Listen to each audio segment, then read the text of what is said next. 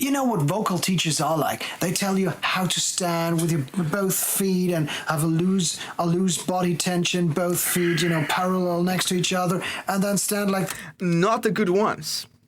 At least not in the context. That it gives you a basic idea of what's going on, but it's got not much to do with reality of... I wouldn't even say that it gives you a good idea of what's going on. Ladies and gentlemen, we're back in the studio with a good cup of coffee, and today we're having a really important discussion, which is something that we've discussed here already, at least a bit, in a range of different videos. For instance, when I did my analysis on Dimash, I did talk about the responsibility that we voice teachers, we have whenever we say that something is wrong, that something shows good vocal control or bad vocal control, because sometimes we are just expressing what we like or what we don't like, and the people who are watching the video, they might get the idea that something is just wrong, and if they hear singers doing that, that means that they are bad singers. So it is important to have those discussions. And I was watching to this video here, Chris Liepe interviewing Tobias Sammet from Avantasia, and that guy,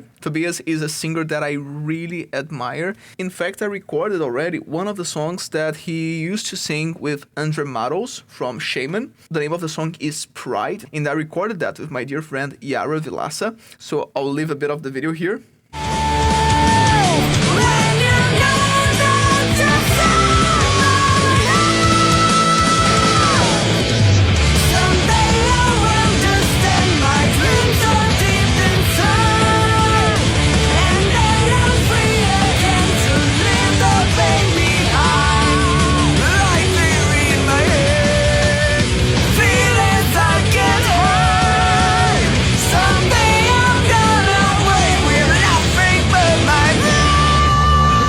During this specific part of the interview, Chris asked Tobias about his vocal journey, his vocal training, if he had any, how it was, and Tobias answered some important things for us to discuss here about voice teaching in general. Alright, if you're new here, my name is Caio. I'm a singer-songwriter and voice teacher, and I've been working with voice for almost 10 years. I've been singing in a range of different projects, rock bands, metal bands, blues bands, classical choirs, musical theater, and I've been teaching hundreds of students across the world about vocal technique, contemporary singing, vocal distortions, and vocal physiology in general. So let's dive in. Let's listen to what they have to say about voice teaching. Up as they go up, and the sound you just made, that's that's a gateway sound for that kind of freedom up there. And so I really wanted to start out by asking. That's already something really interesting to point out. I really like the approach that Chris has on his channel, which is about freedom and you as a singer being able to explore and experiment with your voice to reach different sounds that you didn't even think that were possible. And that's exactly the way that I work as well. So to start with, I already think that that's fantastic. Now, inside vocal anthropophysiology, which is the theoretical framework, for my work as a teacher, we do talk about the same concept. We call those access memories, which are sounds that are easier to achieve at a physiological level because they might be sounds that you use in an everyday situation, for instance, calling someone at distance, oh! And then when you use them in a setting, for instance, a voice lesson, you are able to identify what you're doing and try to use them, again, as access memories to be able to reach behaviors that are a bit more elaborate, a bit more challenging. Like, for instance, using that sort of thing inside a song, now with a melody that you need to define, specific notes that you need to sing, or specific words that you need to articulate. Well, let's keep going. I mean, you sound highly trained. Talk about your vocal training over the years. I had vocal training. I had a classical vocal teacher when I was very young, at 17 or 18 years. I sounded like a horse frog back then. And I don't know what a horse frog sounds like, but anyway, it was really bad. And that's my story as well. When I first started singing, I was 14, and I was terrible. I really liked to sing, but I didn't have what people call talent. So, in fact, my first instrument was the guitar. I was learning the acoustic guitar, but I wanted to be a guitarist and learn the electric to play solos and whatnot. But then I realized that what I liked the most was to be singing along when I was playing the chords. But the thing is, I would sing in front of people and they would always complain about the sound of my voice. I would make small videos of me singing and post them online when I didn't know what was right, what was wrong. And the feedback I would receive was not encouraging at all. At that moment when I realized that, okay, I really like this, but I'm not good at it, that's when I went out to seek training, to seek voice lessons. She was good, but she came from a completely different background, and she was telling me how to stand and what to do with my end, and so the voice box wouldn't come up when I was singing higher stuff. Yeah, this is really strong. Still today in classical singing, and part of my journey was done inside classical singing. I've taken classical singing lessons. I was a tenor in a choir for some time as well. And indeed, there is an instruction that is quite common inside that context. You need to keep your larynx low at all times. Now, the problem is, and that's also the reason why at the end of pretty much every video that I post here, I say, if your concepts cannot be seen in the real world, they must change and not the world. Because in the real world, that's not what you see, especially in the real world of contemporary singing. When you have rock singers or pop singers or musical theater singers, they are on stage, they need to move as they sing. Sometimes we need to jump as we sing. Sometimes we need to dance as we sing. And you won't be able to do all that and reach the sounds that we do get in contemporary singing with a lower larynx. In fact, some sounds will only be healthy. For instance, if I want this sound here, and I can't stop loving you, that's not kind of sound that will be healthy with a lower larynx. In fact, I can hurt my voice if I try to do that with a lower larynx. It all depends on the sound that you want, the given situation. Will you be moving? Will you be doing some other performance with your body as you're singing or not? So it's highly context dependent. And again, if your concepts cannot be seen in the real world, they must change. If you still believe that you need to keep your larynx low at all times, I'm sorry, but that's not the way that you see things happening in the real world. And remember that I was telling about the responsibilities of a voice teacher? When we say things like that, and then that student that's in front of us will try that, it won't work because, of course, if you want to sing rock, that won't work at all. And then they will be frustrated. They might quit singing altogether. And whose fault is that? Again, we have a responsibility when you are teaching something. Well, there is something that I don't say here a lot, but besides teaching singing and being a singer myself, I also have a bachelor's degree in psychology. And there is this great author that I really like, which is B.F. Skinner. And Skinner said that science is a willingness to accept facts even when they are opposed to wishes. So it doesn't matter if I want that to be true. That's not true. You see singers every day singing with their larynxes high, and they keep a good vocal health for the whole life. Now, I'm not saying that in classical singing that's not true. That's not the case. In classical singing, you have a different scenario. Oftentimes, you don't use something like this to amplify the sound that you're producing, so you need to be able to sing in a healthy way and at the same time be loud. In contemporary singing, you don't need to be loud because you're using a microphone to make the loudness for you. And it was really a bit odd because I thought this is not the reality, even though it's going to give me some That's it. That's not the real world. Basic knowledge about what I'm doing. Then I quit and did the try and error thing. And that's another problem, because and we have a lot of stories like that, of singers that went into classical singing, went into classical training to get what sometimes is called the basic knowledge, which is usually the way that they refer to breathing techniques, support techniques. And even there, I still think that we have a problem. Because you go into vocal training, and vocal training is about learning how to maneuver, learning how to control, learning how to balance 4 pressurization systems.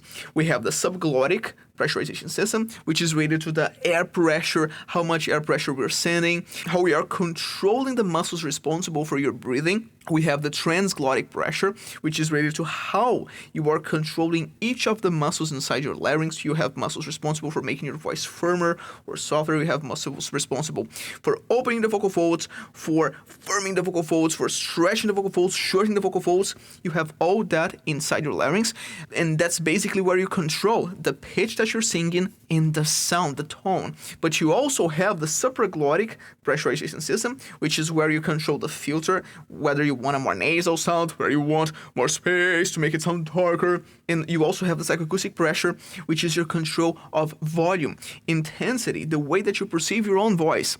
So you have all of that, and you need to be able to control all of that. When you go into voice training and you have a training style that it's not a fit for what you want to sing, it doesn't apply in your context, and you take away only, for instance, the subglottic part of it. But first of all, that might not be useful for what you want to do, because the breathing technique in classical singing won't work exactly the same way in contemporary music. Again, if you're singing without a microphone, you need way more subglottic pressure than if you have a microphone with you. So that might not apply directly into what you want to do. And if it does, that reinforces the idea that singing is only controlling support, which is something that we as voice teachers, well, at least myself and a lot of colleagues, we are fighting against every single day. That idea that people have that, okay, I'll take singing lessons so that I learn how to breathe and then I'm fine. That's not what singing is about. We have all the other stuff that we need to care, that we need to control, that we need to learn how it works. And we cannot think that, okay, I know how to breathe, I know how to open my ribs, I know how to pull my stomach in, and that's all. We have way more than that. And again, it's good that singers like Tobias were able to go there, they learned that, they were able to translate some of that content, some of that knowledge, and they were able to apply some of that in their singing. But you know what happens to most of the singers? They try and they can't. And again, they get frustrated and they don't sing anymore. And that's a problem, because maybe it was somebody's dream and they couldn't do it because the way that we were teaching wasn't exactly what happens in the real world. And yeah, that's again where I reinforce that we as voice teachers, we have an important responsibility when it comes to what we teach. And of course, it is important to say, to be fair here, that 20 years ago, 10 years ago, we didn't have the same knowledge that we have today. But today, when I see voice teachers saying things like, oh, it's all about the support, or it's all about the shape that you use, or you cannot pull your tongue back when you sing, or you need to keep your larynx low.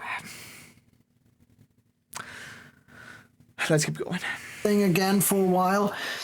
And then I was, I got a vocal teacher. I took some vocal lessons from a rock singer. Yeah. And again, it gave me some knowledge and something to work with and something to understand what's happening in my body. But I have to be honest, most of what I do based on intuition, because you know what vocal teachers are like. They tell you how to stand with your both feet and have a loose body tension, both feet, parallel next to each other, and then stand like... Not the good ones. At least not in the contemporary music, contemporary singing world, not the good ones. That's not what we do at all. But I understand where he's coming from. Again, I had classical training as well, and most of it was like that. So, yeah, if you stand correctly, if you breathe correctly, your voice will just happen. Or even when I was into classical singing, oh, you cannot sing this song right now because you're not old enough, and once you're old enough, your body will adapt, and then the sound will become powerful. And or even things like, oh, you don't learn how to do vibrato. If you're singing correctly, vibrato will happen. What? Like, that's another way of saying, I don't know how to teach you. But if you try enough, you might get it eventually without me developing a way to teach you. Again, I understand where he's coming from, but I need you to understand that not all voice teachers are like that. I'm not like that. I know that Chris is not like that. He's a fantastic voice teacher as well. But it is important for you to understand that, so that when you see a voice teacher, you are able to identify whether that would be a good teacher for you. That and then make sure the vocal box doesn't come up, and keep your tongue, and down in the bottom of your mouth. What if I want to sing Pearl Jam? If I want to sing Shelter Them Together, what if I want that sound? What if I want to sing Shakira? Got a good sound. What if I want to sing something like, what if I want that sound? Art, singing is art, is about freedom, is about being able to express what I want to express. So if I want those sounds, and to be able to reach those sounds, I need to pull my tongue back, then what's the problem? There isn't a problem, at least not in contemporary singing. Oh, but that's not healthy. What? There are so many singers that sang like that their whole life, and are still singing like that, and their voices are healthy. And you're telling me that to pull your tongue, it's not. Let's keep going. Floor of your mouth and all these kinds of things, but that's not the reality when you are on a stage. You're a singer. Yeah, right. Exactly. It doesn't work like that. It gives you a basic idea of what's going on, but it's got not much to do with reality of a. I wouldn't even say that it gives you a good idea of what's going on.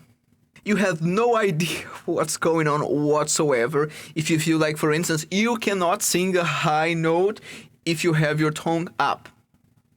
Your tongue is not responsible for stretching your vocal folds. I'm sorry to say that. Singer on the road. No, and a lot of those instructions cause tension that you're trying to get rid of because you're trying to follow all these directions at once. Larynx down. Are my feet the right length apart? What are my shoulders? Like, you're thinking about everything but just experiencing your voice. Fantastic. And so those kinds of instructional pieces of advice, they almost work against what they're trying to get you to do. And that's exactly the way that I work with my students. Whenever they want to achieve a sound, our first step is to make them able to achieve that sound. Maybe they want to learn a vocal scheme. Maybe they want to learn the Warren voice to belt it out. Maybe they want to sing soft with a Gregorian voice, for instance. Maybe they want to learn vocal tract narrowing to make their sound brighter. I'm out of bed phone. Maybe they want to learn vocal distortions. Fellow watersmen, I ask you. And for all of that, we need to be able to learn how the muscles behave. And the first step is, let's break it down so that you're able to access the sound. And now, even if it's not perfect, but you are getting that sound, even if the behavior is close to the behavior that we want, all right, now let's keep doing it. And let's pay attention to what's happening inside. Pay attention to the sensations, because it's not like playing the piano. Here, I'm seeing what I'm doing. I can see the notes. I can see my fingers touching the keys. With my voice, I'm not seeing what's happening. So at some point, we need to be able to feel, we need to train what we call proprioception, or perception of the movements that we are doing inside. We need to train that. The first step is, again, to be able to do something. And then once we are doing it, we learn how it feels so that we're able to reproduce. And then once we get that stage, we can do it whenever we want. And that's our goal. All right, so that's the discussion that I wanted to have with you guys today. And now I want to hear from you. If you've taken voice lessons in the past, how was that experience for you? How was that experience for you? Did it feel like you were getting further away from what you would like to sing? Or would those concepts help you achieving the sounds that you would like to achieve? How was that for you? How was the experience of having voice lessons for you? Please let me know down below. If you identify with my approach, I have a complete singing course called Building Your Voice, where we talk about all of these vocal schemes, active vocal schemes, passive vocal schemes, ornaments like vibratos, yodels, runs, and even vocal distortions, so that you learn how to produce and apply them in a healthy way. We also have inside the course Building Your Voice an extra module where we talk about music theory for singers. And we also have a vocal exercise library where you have a lot of exercises for all of these concepts, all of these techniques.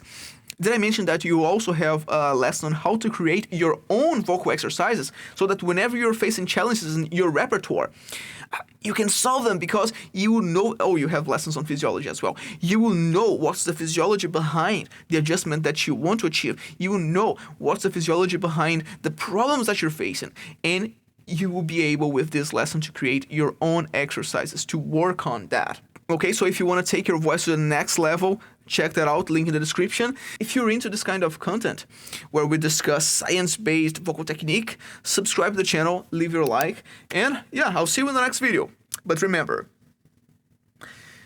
if your concepts cannot be seen in the real world, they must change, and not the world.